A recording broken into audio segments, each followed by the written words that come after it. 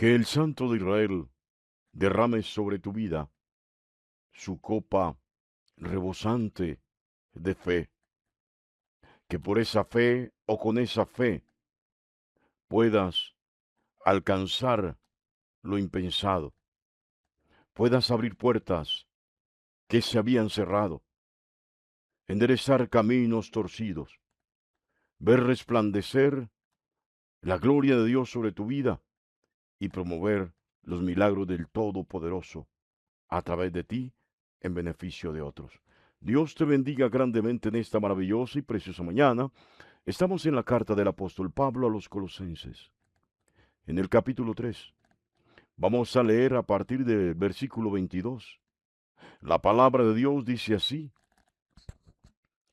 Siervos, obedeced en todo a vuestros amos terrenales, no sirviendo al ojo, como los que quieren agradar a los hombres, sino con corazón sincero, temiendo a Dios. Y todo lo que hagáis, hacerlo de corazón, hacerlo de corazón como para el Señor y no para los hombres, sabiendo que del Señor recibiréis la recompensa de la herencia, porque a Cristo el Señor servís. Mas el que hace injusticia recibirá la injusticia que hiciere, porque no hay acepción de personas.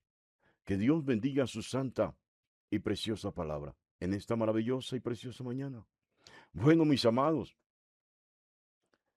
podríamos polemizar con este texto. Eh, en los tiempos de Pablo existía la esclavitud. La esclavitud no es un tema como la gente lo percibe desde la historia simplemente de negros. Recuerde, el pueblo de Israel fue esclavo por más de 400 años, o por 400 años aproximadamente. Estuvo esclavo en Egipto. Y generalmente, cuando un rey sometía a otro reino, lo que hacía era tomar por esclavos a la mayoría de los miembros de las personas del reino conquistado. La esclavitud, pues, ha sido históricamente un mal de la humanidad en su explosión demográfica. Así, mis amados, Pablo no quiere enfrentar el problema de la esclavitud. Es decir, Pablo no está interesado en transformar las estructuras sociales de su momento.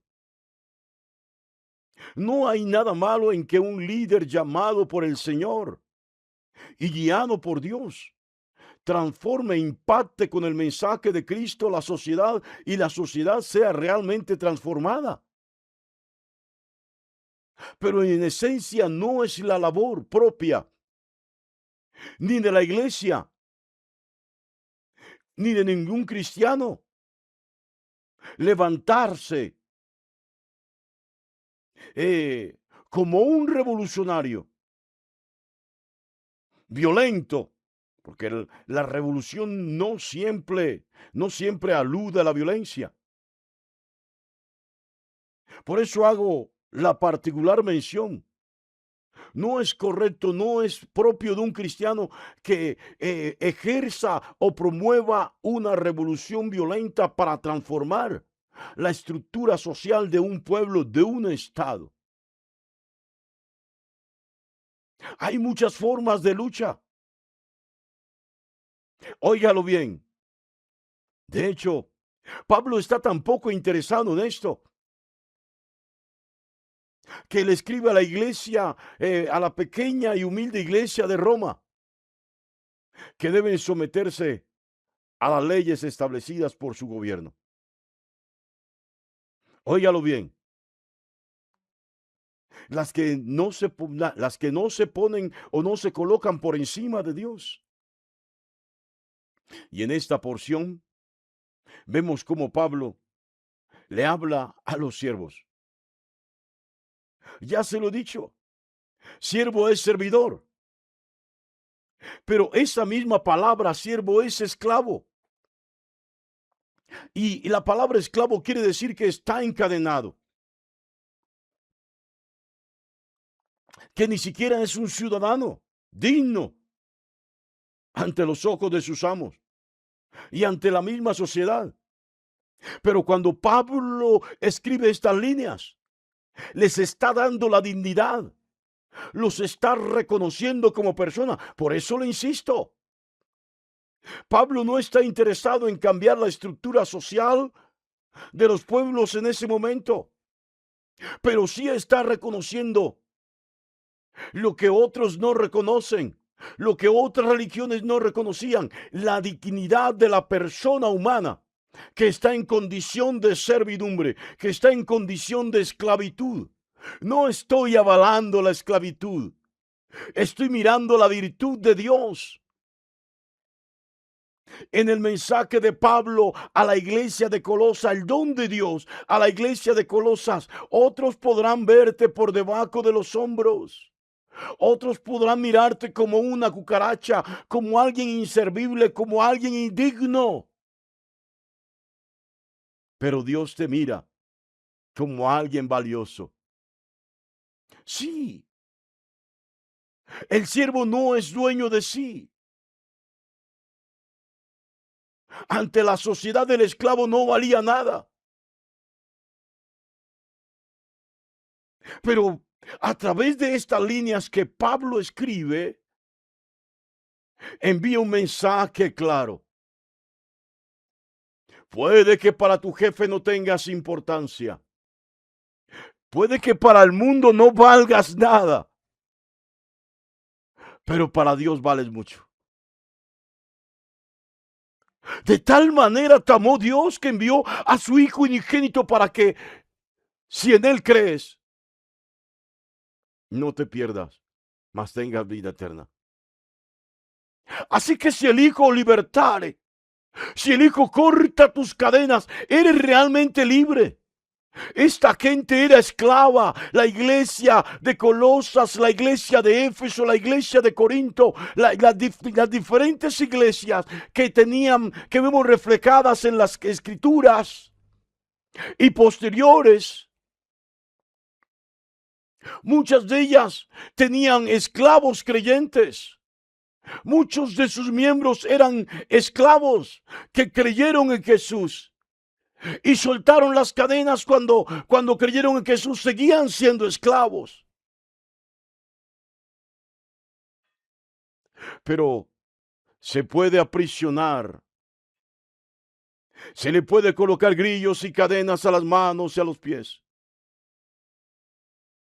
Aún podrán colocarle bozal a la boca. Pero el alma y el espíritu del que ha creído en Jesús, nadie podrá encadenarlo. Por eso la palabra dice, así que si el Hijo os libertare, seréis verdaderamente libres. Pablo le dice, siervos, obedezcan en todo a vuestros amos terrenales, no promuevan disensiones, no promuevan revoluciones armadas. Quieren ejercer una gran revolución, quieren impactar, sorprender al mundo. Hagan lo que les corresponde, obren con integridad. Qué tremendo esto. No hagan las cosas como quien sirve al hombre. Bueno, tenemos una sociedad que ha evolucionado. Hoy podríamos decir que la esclavitud está abolida. Pero de una u otra manera todos somos siervos. Si no servimos en esta área, servimos en aquella. Bueno, trabajamos. Todo aquel que tiene un trabajo, todo aquel que tiene una labor, que desempeña una labor y devenga de ellas, está al servicio de alguien, es un siervo, sirve. Y Pablo dice, si usted está a cargo de una labor, hágala con responsabilidad. Aún más, aprenda a amar esa labor que desempeña. Hágalo con amor. No lo haga para que la gente vea que usted sí es un buen servidor, un buen empleado. Hágalo como si quien viniera a hacerle la revisión, como si quien viniera a auditarle, a valorar su trabajo fuera el mismo Señor Jesús. Hágalo como si ese trabajo, esa labor, ese desempeño lo hiciera para el Señor. Aprovecho para abrir un paréntesis. ¿Tienes algún ministerio en la iglesia? ¿Tienes alguna labor que hacer en la iglesia? No lo mires como una carga, míralo como un privilegio. Míralo como una tarea digna y honrosa en la cual Dios te ha llamado. Que nadie te colabora, que nadie te ayuda, que solo eres tú. No importa, no te quejes. No te quejes, mira lo que Pablo le está diciendo a la iglesia, sabiendo, y todo lo que hagáis, hacedlo de corazón, como para el Señor y no como para agradar a los hombres. Haz lo que te toca hacer como quien quiere agradar realmente a Dios y no como quien quiere sorprender, impactar, llamar la atención de los hombres, sabiendo que del Señor recibiréis la recompensa de la herencia, porque a Cristo el Señor servís. Qué tremendo esto, ¿no? Esta palabra realmente me ha sorprendido. Sí, porque hay veces, hay momentos en los cuales en el trabajo, en la labor que nos toca desempeñar, tenemos situaciones incómodas donde el jefe, la jefe nos maltrata, nos humilla, intenta pisotear nuestra dignidad, nos da más trabajo del que nos corresponde, tiene preferencias por encima de nosotros, en fin, tantas situaciones que se dan. Pablo no es ajeno, en esta carta no está desconociendo todas esas situaciones incómodas que se suele vivir o en las cuales suelen sumergir al creyente que está al servicio de, que realiza una tarea. Pero por encima de ello, Pablo le dice al creyente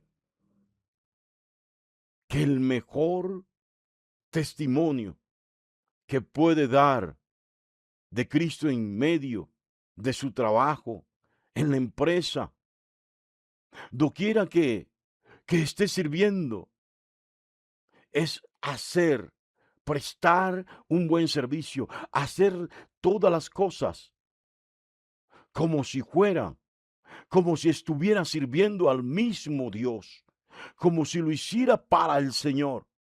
Óyalo bien. Y Pablo añade, aunque esta labor realmente no es para el Señor, si lo haces como para el Señor, recibirás grata recompensa. Recibirás una recompensa de parte de Dios. Mas si actúas, óyelo bien, sin amor, si actúas con desdén, con despreocupación, si no haces lo correcto, si no haces las cosas con agrado, con gozo, si lo haces, si obras con injusticia, si haces las cosas a media, óyelo bien, míralo como lo dice, mas el que hace injusticia recibirá la injusticia que hiciere.